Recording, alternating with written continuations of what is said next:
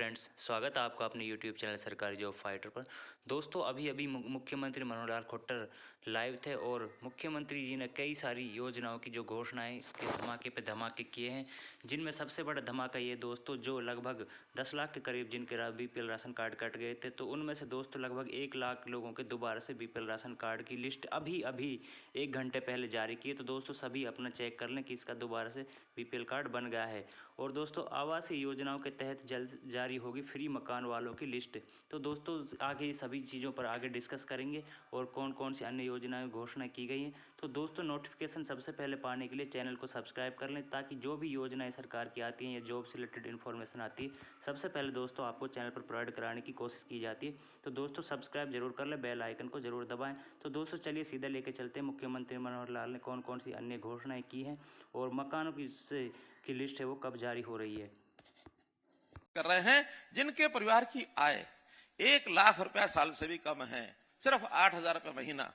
इन परिवारों में एक एक व्यक्ति निकाल के लाओ, जिसको ट्रेनिंग कराओ, जिसको कोई काम के लिए लोन चाहिए लोन दो, जिसको छोटी मोटी दुकान करनी दुकान करे, जिसको मजदूरी करनी मजदूरी करे, लेकिन 8,000 तो न्यूनतम इससे आगे बढ़ाओ। हम चाहते हैं 180 से ऊपर सारे परिवार हो जाए। ये जो बीपीएल की संख्या है, बीपीएल कोई पैमाना फिक्स नहीं है। आज 180 हमने किया है, हो सकता है 180 वालों को हम ऊपर बढ़ा दें, फिर इसकी और ऊपर मात्रा बढ़ा देंगे। अभी तक 120 थी। तो हम तो चाहते हैं कि प्रदेश के जो गरीब से गरीब लोग हैं उनको सबको कैसे सहायता की जाए। मुख्यमंत्री परिवार उत्थान योजना मैंने बनाई, मुख्यमंत्री परिवार समृद्धि योजना मैंने बनाई। ऐसे सब घरों में, यानी जिनके सिर पर छत नहीं है और 180 से नीचे है, इसके लिए सर्वे चल रहा है।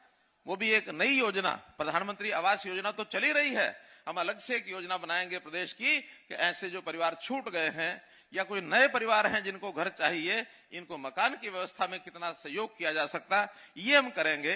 हमने खेल कूद के लिए बहुत के काम किए। आपको पता है कि हमारा प्रदेश हरियाणा जो है सारे दुनिया में सबसे ऊपर है। मित्रों, हम कैसे लोगों की आय बढ़े, किसानों की आय बढ़ाने के लिए एमएसपी तो हम 11 फसलों पर दे रहे हैं। छोटी मोटी चलती रहती है तू तड़ाक। आज हमारे गन्ने वाले किसान कहते हैं थोड़ा रेट बढ़ाओ, हम कहते हैं भाई घाटा बहुत हो रहा है, चीनी का रेट नहीं बढ़ रहा है, फिर भी बातचीत चल रही है, कहीं ना कहीं हल निकल आएगा। लेकिन जो छोटे किसान हैं, जो अपनी बिजाई कर ही नहीं पाते, पानी भर गया तो उनके तालाब यानी खेत जो है तालाब जैसे हो गए और जमीन जो है वाटर लॉगिंग के कारण से बुआई हो ही नहीं। तो इस व्यवस्था को पहले ठीक करें, एक एक फसल को देखें। हर साल मुआवजा भी देना पड़ता है। इस बार मैंने 1100 करोड़ रुपया केवल इस बात के लिए रखा है कि जो पानी खड़ा होता है, खास करके ये जो 6-7 जिले हैं, रोहतक है, जींद है, हिसार है, फतेहाबाद है, सिरसा है, ये जो बीच की बेल्ट है, झज्जर है, सोनीपत है, इस बेल्ट में पानी हजारों एकड़ में खड़ा हो जाता है। सब शिकायतें आती हैं, हम करते भी हैं, कहीं 10 दिन बाद 20 दिन बाद निकलता है। लेकिन व्यवस्था ऐसे करेंगे कि पानी 1-2 दिन के बाद निकल जाए, खड़ी फसल भी खराब न हो। ऐसे बहुत 1100 करोड़ रुपया इसके लिए हमने कर दिया है, चिन्हित कर दिया है।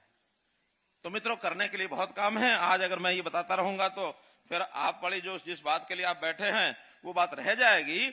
इसलिए 2-3 बातें और कह करके फिर उस ओर मैं आता हूं। परिवार पहचान पत्र के नाते हमने एक काम और किया कि राशन कार्ड नए बनाए। हमारे दुष्यंत जी इसकी बात कर रहे थे।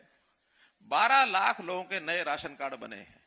12 लाख परिवारों के जिनके पहले राशन कार्ड नहीं थे। अब सब लोग तो खाने में चले गए, नहीं तो उनको पता होता कितने लोग हैं जिनके राशन, कितने लोगों के नए राशन कार्ड बने होंगे। यहां है कोई बैठा हुआ? इतने सारे लोग हैं। और कुछ लोगों के राशन कार्ड कटे भी है, मैं इसको भी स्वीकार करता हूं। कटे क्यों हैं? 2011 के बाद किसी ने उसका ध्यान ही नहीं दिया कि कौन परिवार राशन कार्ड लेके बैठे हैं।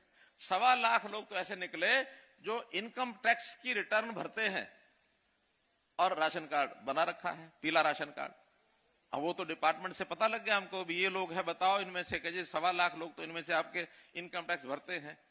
ऐसे लोगों का राशन कार्ड बनना चाहिए क्या? जो इनकम टैक्स भरते हैं बनना चाहिए क्या? नहीं बनना चाहिए।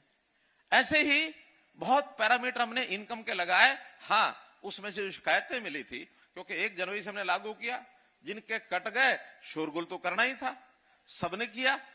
फिर हमने कहा कि अच्छा शिकायत करो। शिकायत करने के बाद वो जो 9 लाख कटे हैं उसमें से 1,58,000 लोग आए कि हमारा गलत कटा है।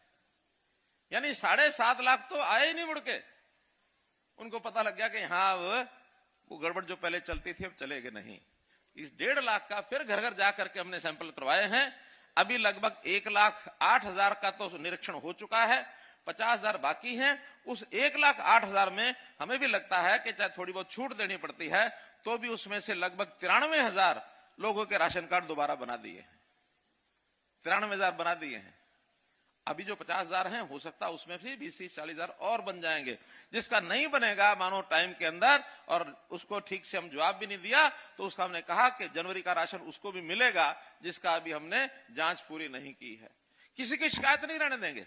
और आज शिकायतों का अवलोकन करना आसान है, ऑनलाइन सिस्टम हो गए, पोर्टल से हर चीज होती है। हमारे विधानसभा में नेता प्रतिपक्ष कहते हैं सरकार ने हर चीज का पोर्टल बना दिया, हर चीज का पोर्टल बना दिया, पोर्टल पोर्टल पोर्टल। मैंने कहा सरकार पोर्टल से जितना रिजल्ट दे सकती है ना, इतना रिजल्ट आप फील्ड में लोगों को छोड़ोगे तो सब कहीं ना कहीं गड़बड़ हो जाती है, उससे तो कुछ पकड़ा ही नहीं जाता।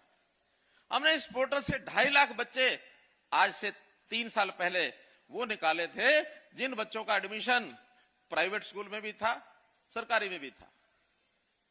आखिर एक ही जगह पढ़ेगा बच्चा, 2 जगह तो नहीं पढ़ेगा।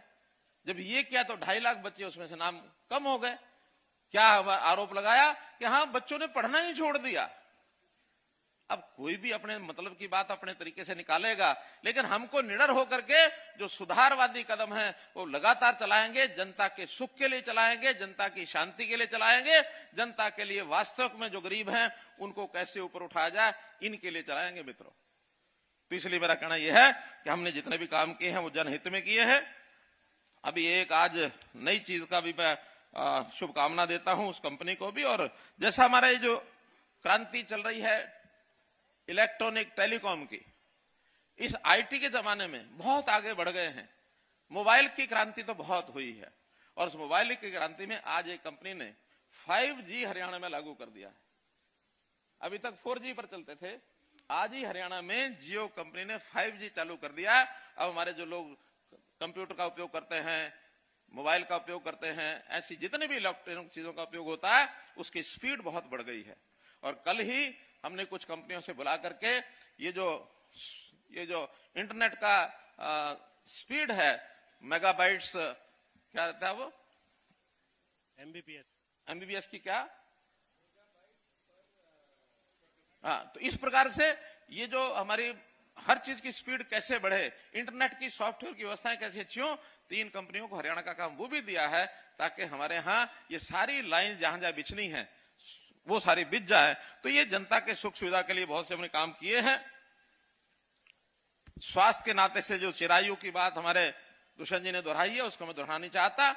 हर परिवार उसका कोई सदस्य बीमार अगर होता है तो उसको ठीक इलाज, मुफ्त का इलाज 180 तक, और 180 से ऊपर के भी लोग हैं उनके बारे में विचार चल रहा है कि सस्ता इलाज उनको भी मिले।